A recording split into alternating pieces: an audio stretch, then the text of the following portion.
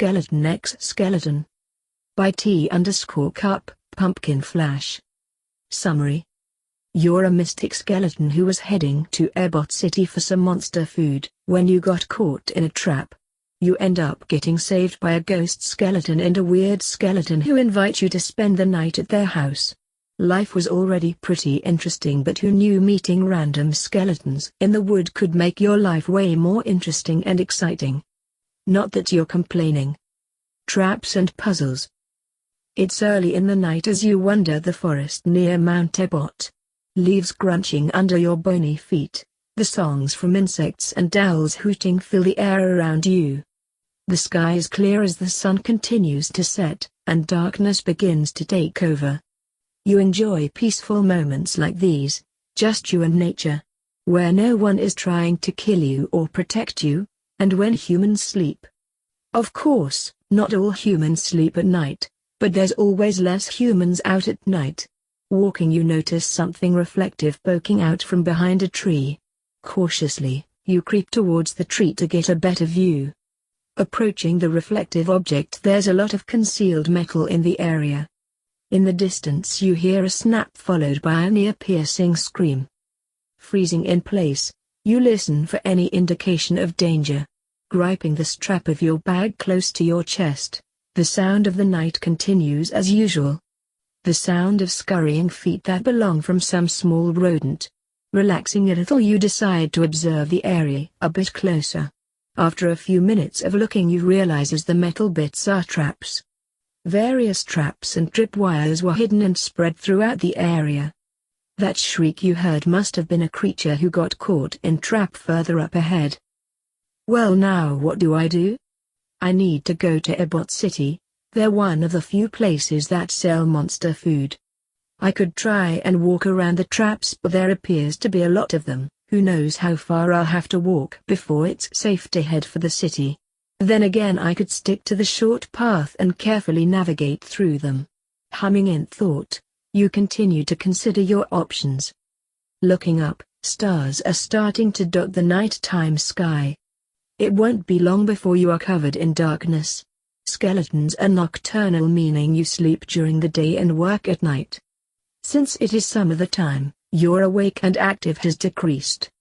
You don't want to take too much time on this little fetch quest, so it's better to use our time wisely. But there are advantages to traveling at night. Less humans are outside and it's easier to hide. If they do see you, as long as you quickly disappear, most of them think their eyes were playing tricks on them. Stretching your arms overhead, you decide the best option is to continue forward. Keeping your sockets peeled, not like you have a choice, you navigate the trap-infested forest. Avoiding bear traps, barbed wires, and tripwires. The further in you go, the more advanced, technical, and complicated the traps become. It seems to be a mixture of traps and puzzles scattered about, and some even have magic infused into them. I wonder who made these and why? Did humans make them to protect the city from monsters, or did monsters create these to protect them humans? Heck, maybe it isn't even one of them. Maybe a mystic made them for protection. No. If it was a mystic, they would have just set up a barrier. You are startled out of your thought as an owl silently swoops down in front of you, picking up a rat and flying off into the night sky. Completely caught off guard, you lose your balance and step backwards, activating a trap. Before you can comprehend what is happening, you are caught in a net dangling from a tree. It spins slowly. Great. Just great. You try wiggling, but the net is kept firmly in place. Releasing an aggravated huff, you turn to look for your bag. Guess I'll have to use magic to get out this. Stupid cool owl and their silent attacks of the night. Looking down, you see that your bag is directly below you. On the ground. Out of reach. Great. Now what? I guess I could try separating, but these holes are too small. Only the really tiny bones will make it through, which isn't very helpful. You try shifting, wiggling, and pulling on the net, but nothing works. Staring angrily into the forest, the net gently rocks back and forth. You're losing a lot of night cover over these stupid traps and you can't even yell for help because you're a skeleton. And skeletons can't talk. Oh there. In the distance there's a dimly lit floating object. You're not sure what it is, but maybe it can use telepathy.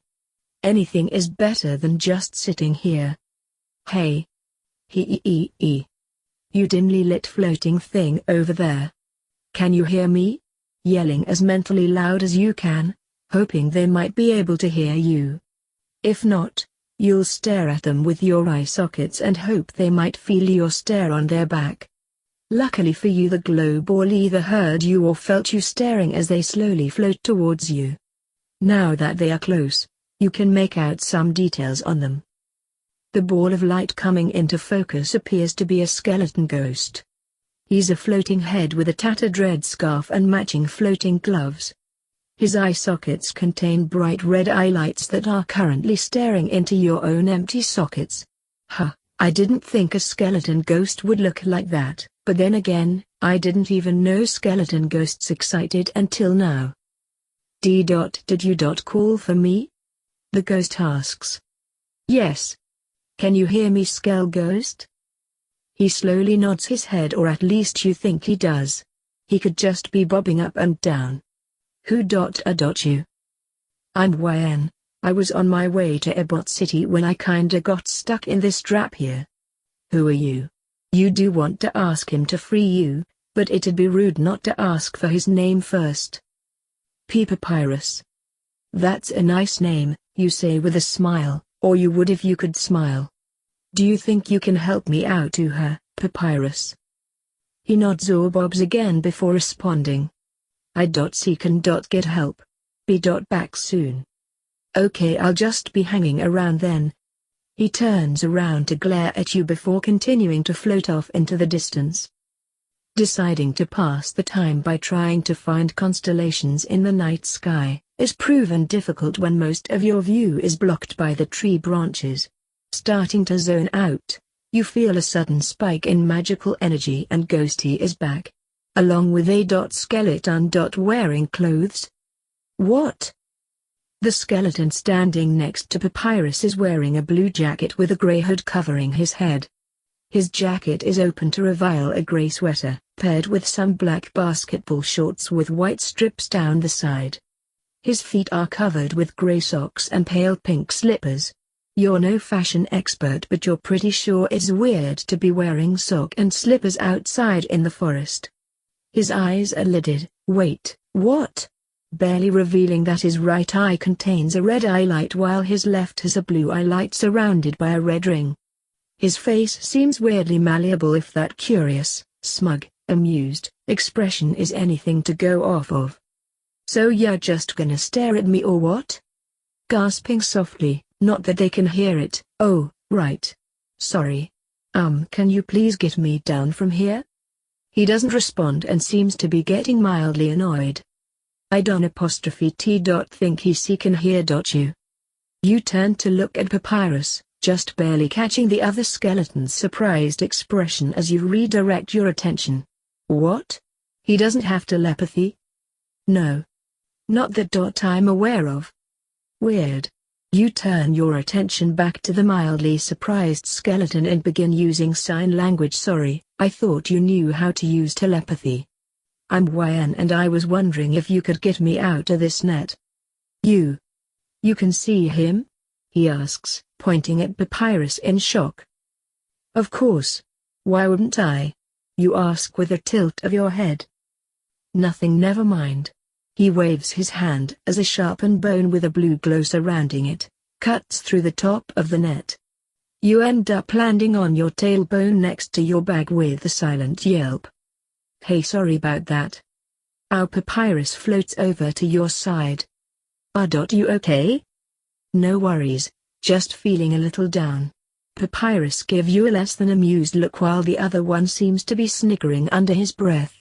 Getting up, you hoist your bag onto your shoulder, so it crosses your body rather than hanging off one shoulder. Well, thanks for helping me. Sorry, what was your name? Name Sans. Nice to meet you, Sans. Thanks again for helping me out. Maybe I'll see ya guys again.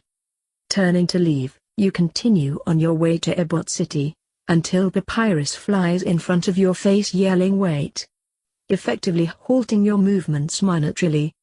What's up, you ask, highly confused as to why they are stopping you. Why you should come and rest at our house. What? What? The are traps everywhere. It s. Too dangerous. Yeah, but I can't possibly impose on you. He shakes his head furiously. I insist. You're about to argue again when you hear a sign behind you. Sans comes up to stand beside you. Might as well join us for the night. There's no changing his mind when he gets like this. You hum in thought before asking, do you want me to spend the night? He looks shocked for a moment before his expression shifts to a mischievous smirk. Sure. Why not? You still aren't sure, but you have to admit you are curious about these weird skeletons and why they are wearing clothes. Also, the reason behind these traps, that's important too. Silently sighing, okay, I guess I can spend the night, but I'm nocturnal, so I won't be going to bed anytime soon. Is that cool? Hey up. Just means there's more time to talk. He says as he turns on his heels and walks away at a slow pace. You follow, noticing that he's still leading you in the direction of Ebot City. At least they don't live in the opposite direction of the city. Are you okay? Papyrus asks, slowly floating beside you. Yeah, I'm fine. This is a bit of a setback, but I'm interested in getting to know you guys. I've never met a skeleton like you two before. Neither have we. We only know our cousins but we haven't met one like you before. Really? That's weird. What you talking about? You jump slightly, not expecting him to suddenly appear beside you. Skeletons. Sorry, couldn't exactly sign when your back was turned to me. He hums in thought as he continues to walk in front of you. You and Papyrus follow suit. Papyrus began to tell you a bit about himself, like how most people can't see or hear him. You being the first person to be able to see him beside his brother. He began sharing stories about what he used to do when he was alive. Apparently, Papyrus used to be a living skeleton until he died. Then he turned into a ghost. Instead of naturally being born as a ghost. You didn't think anything other than a human could do that. Weird. The three of you arrive at a wooden rundown, two-story house. Some of the tiles on the roof are either missing or are sticking out at awkward angles. The painting is chipped and faded in some areas, and it has an overall weathered look to it. Nice and spooky, just the way it should be. Welp, here we are.